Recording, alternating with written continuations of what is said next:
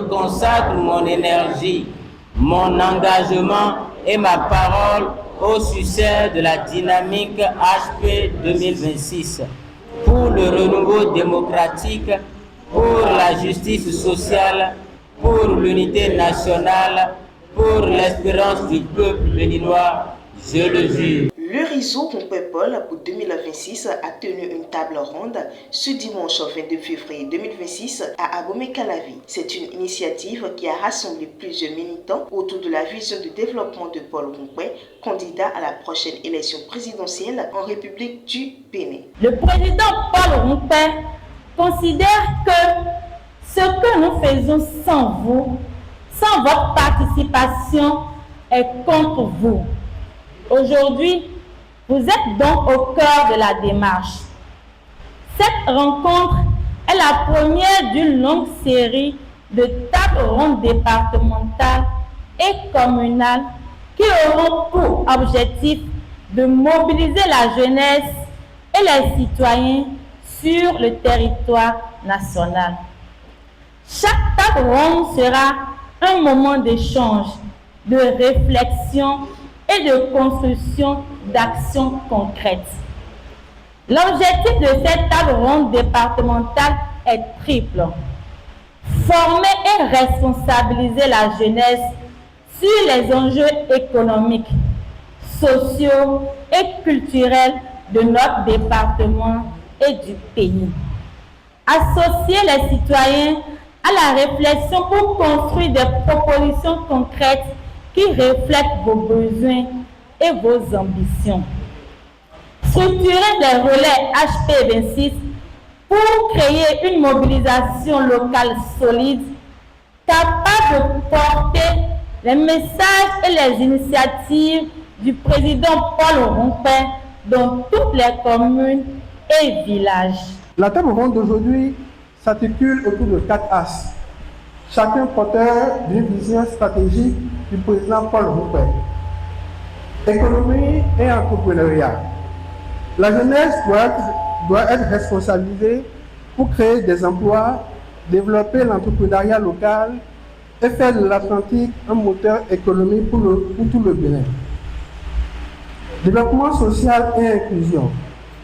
Il s'agit de garantir un accès équitable à l'éducation, à la santé et aux services sociaux et de renforcer la solidarité entre les communautés. Culture et identité. La valorisation du patrimoine culturel est essentielle pour renforcer notre identité et créer des opportunités économiques durables. Participation citoyenne et innovation. Chaque citoyen, chaque jeune doit être un acteur de la transformation en utilisant la créativité et les outils modernes pour proposer des solutions concrètes. Les responsables du mouvement et les différents participants ont échangé leurs idées en vue de renforcer la stratégie de développement durable du candidat de l'opposition. Le coordinateur national rappelle justement les raisons qui motivent ce choix décisif. L'enjeu, c'est de gagner les prochaines élections présidentielles du 12 avril 2026. Chers amis, menons cette campagne la tête haute. Et d'ailleurs, pourquoi raserions-nous les murs? Contre les vents contraires, notre candidat a sauvé la démocratie béninoise d'un parlementarisme forcé par sa présence à cette élection. Imaginez un instant, chers amis, que Paul Rompouet ne soit pas candidat à cette élection. Qui aurait représenté le peuple béninois à cette élection? Qui aurait représenté un autre courant? Qui aurait représenté une autre manière de voir les choses? Qui? Nous aurions eu uniquement le candidat de la majorité présidentielle avec 109 députés à l'Assemblée nationale et avec 77 maires dans nos communes. L'Assemblée, comme elle en a l'habitude, aurait révisé la Constitution et nous aurait dit désormais ce sont les députés qui choisissent le président à l'Assemblée nationale. Nous aurait privé du choix. Nous aurait privé du choix pour nous-mêmes et pour nos enfants. On nous aurait imposé un président.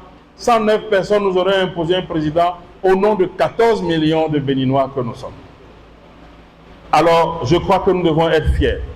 Être fiers de soutenir Paul Rompouet. Être fiers de dire que le combat doit continuer. Mes chers amis, contre les conservatismes et contre les résistances, il a su tracer sa route là où bien d'autres ont échoué.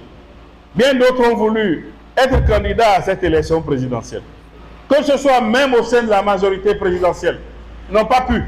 Alors si lui, il a pu arriver jusque-là, où il est aujourd'hui parmi les deux qui prétendent gouverner notre pays, il mérite notre soutien, il mérite notre respect, il mérite notre admiration.